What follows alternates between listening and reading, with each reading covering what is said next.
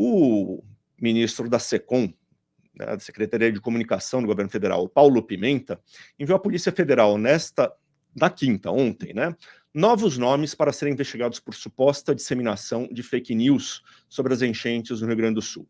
O novo documento encaminhado pelo petista, no novo documento, perdão, há 2 médicos que postaram vídeos em suas redes sociais, afirmando que a Anvisa estava impedindo aviões particulares de decolarem com medicamentos doados às vítimas da catástrofe. Durante uma live, o médico Vitor Sorrentino diz que aviões privados em 3 aeroportos carregados de medicamentos não conseguiram decolar por causa da burocracia da agência. A assessoria do Sorrentino afirmou que a própria Anvisa solucionou posteriormente o problema. Quem também entrou na lista do Pimenta foi a dermatologista Roberta Zafari Townsend. Na terça 7, o ministro da SECOM já havia encaminhado um primeiro ofício ao Ministério da Justiça, listando diversas postagens em redes sociais, que, segundo ele, eram narrativas desinformativas e criminosas.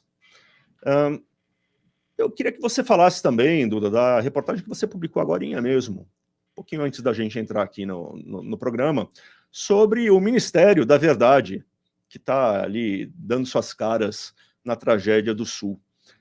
O Ministério da Verdade está embaixo do guarda-chuva do Jorge Messias, o advogado-geral da União, né? Explica para a gente como é que esse outro braço do governo entra na história. Tá. Bom, esse outro braço do governo é a tal da Procuradoria Nacional de Defesa da Democracia, PNDD, que o Lula cria no primeiro dia de governo. Já está subordinada à AGU, então esse órgão que defende o presidente, né, juridicamente, e aí a gente tinha informação de que lá no começo de 2023 tinha sido criado um grupo de trabalho, juntava ali uns advogados que entendem de liberdade de expressão, empresários, tal, para meio que organizar a coisa. E o que aconteceu hoje é que sai uma notinha falando que a AGU pediu um pedido de resposta ao Pablo Marçal. Isso é importante, eu explico melhor também. Mas a notinha que sai hoje diz que é essa PNDD que está agindo e orientou a AGU. Então, assim, mostrou que esse Ministério da Verdade, que é um órgão da AGU, está em funcionamento, a pleno vapor, e estava por trás desse pedido de resposta que foi feito ao Pablo Marçal, né? Qual é a história do Pablo Marçal? É um empresário, um influenciador que está ajudando, mandando caminhão com doações lá para o Rio Grande do Sul. E aí a gente lembra da história aqui da semana, que alguns caminhões foram multados. O Jorginho Melo, governador de Santa Catarina, ele faz essa denúncia num videozinho na internet. Olha, estou aqui com um cara que é um transportador da Defesa Civil, tomou 2 multas de excesso de mercadoria e evasão, né? Todo mundo ali, o Pablo Marçal, o Jorginho, eles são acusados de fake news. O Ministério da Verdade, então, faz um pedido de resposta, mas até um vídeo que a gente mostrou aqui, o diretor da ANTT aparece e fala, olha, aconteceram os casos isolados. Então, assim, não foi fake news, não foi desinformação. O Pablo Marçal e o Jorginho tinham razão. O Pablo Marçal deu uma ótima entrevista para o Wilson Lima no Meio Dia em Brasília. Recomendo todo mundo para assistir essa entrevista. E ele fala, se a gente não tivesse botado a boca no trombone, nada teria acontecido. Então foi bom ele ter apontado isso. Agora, a ideia desse governo é de que tem que censurar todo mundo preventivamente, né? Porque eles acham que as pessoas que estão... E preventivamente está na notinha da Agência Brasil, tá? Porque eles acham que as pessoas divulgando essas coisas vão atrapalhar o trabalho do governo de resgate e de ajuda para a população do Rio Grande do Sul, né? Quando, na verdade, nesse caso do Pablo Marçal, é o contrário. Que se eles não tivessem falado nada, os caminhões vão estar tomando multa, né? Só que é isso, é o Jorge Messias e a AGU diretamente ligados ao Lula, né, porque a AGU é um órgão da presidência, querendo controlar qualquer crítica a esse governo, a atuação do governo no Rio Grande do Sul. Eu acho esse assunto complicado, de verdade, Duda. Vamos com calma, né? Para que eu não seja mal entendido. Está longe de mim querer fazer uma defesa do que o governo Lula está fazendo. Mas eu só quero chamar a atenção para alguns detalhes, né?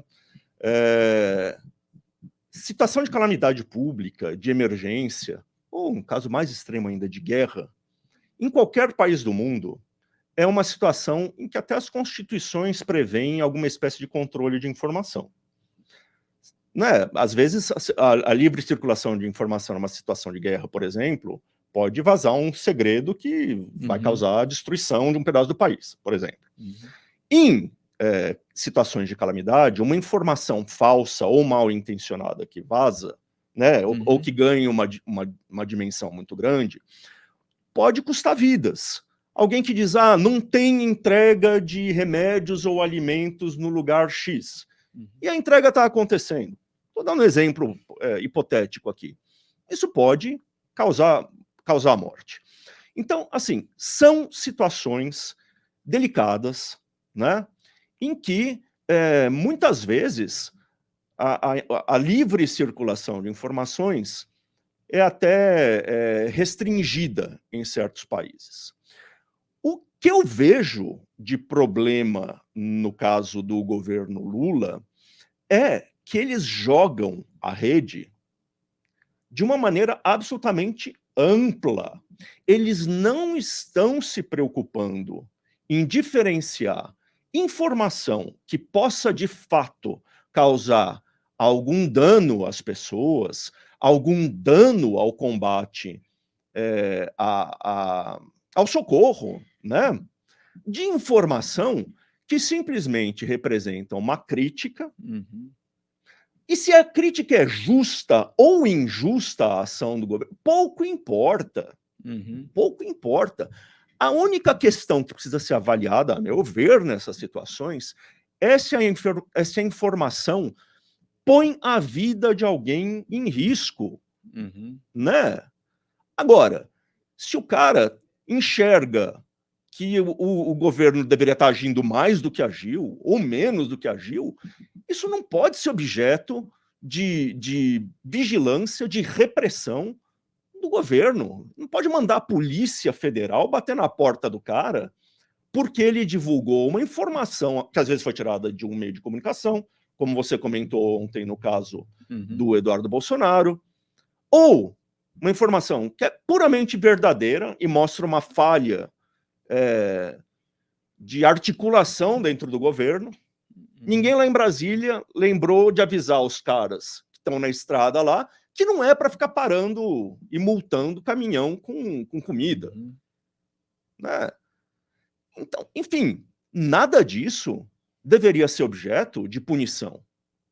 Então, eu acho que o governo Lula, porque já tem isso no sangue, no DNA, essa mania de querer controlar a informação para só deixar no ar aquilo que é bom para ele, né, acaba misturando alhos e bugalhos, misturando informação que, sim, numa situação de catástrofe, não pode ficar no ar, né, de informação que é absolutamente legítima. E essas que não podem ficar no ar são, assim,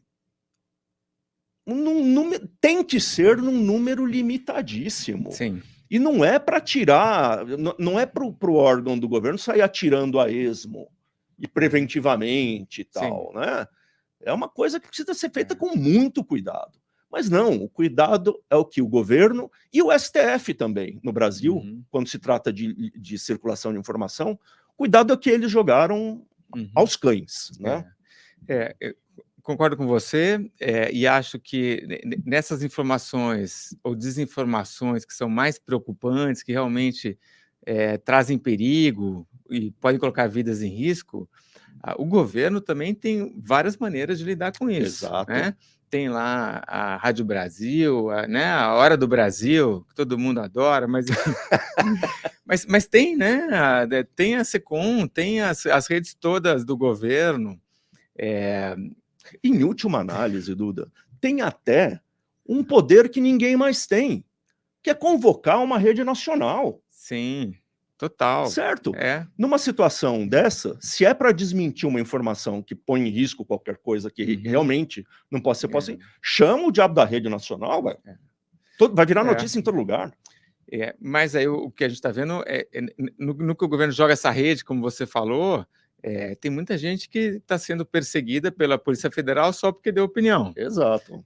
A gente citou aqui outro dia que era uma mulher, Fernanda Salles, se não me engano, falando de que os civis estavam ajudando muito mais do que o governo, né? Nessa entrevista, recomendo de novo, entrem lá, meio-dia em Brasília, o Pablo Marçal falando com o Wilson Lima, que ele foi lá para o Rio Grande do Sul. E ele fala, olha, quem está ajudando de verdade é a sociedade civil, né? Esse governo, ele é devagar, né? Quer dizer... Veja, e é até natural que seja assim, porque uma das entrevistadas também da nossa reportagem da Cruzoé fala, defesa civil com uma pessoa é padrão no Brasil. Certo? Mesmo numa cidade grande, como Porto Alegre ou como São Paulo, com a dimensão que essa catástrofe assumiu, não há defesa civil que seja capaz de reagir a tudo. Graças a Deus, ainda bem que os cidadãos estão reagindo. E a percepção de que são eles, principalmente, que estão conseguindo, enfim, buscar as pessoas, provavelmente é verdadeira. Simplesmente porque não existe defesa civil do tamanho necessário. Certo? Então, não deveria ser um problema essa observação. Mas não, o governo quer os louros só para ele, né? E aí tá preocupado lá com um postzinho da dermatologista de não sei onde, pô, né? E isso, veja bem, isso põe em risco alguma coisa que seja importante nessa situação? Pois é. A única coisa que põe em risco é a reputação do governo, que aparentemente é a coisa mais importante para eles. Não é socorrer os caras, mas é manter a reputação intacta, fazer a estrelinha brilhar, pô. Não, né? O que falta ainda para esse governo entender é que o que mais pode prejudicar a reputação do governo é o próprio governo. Com as suas manias autoritárias, né? Com a sua ineficiência e com a sua politicagem. Vamos falar disso mais para frente. Exatamente.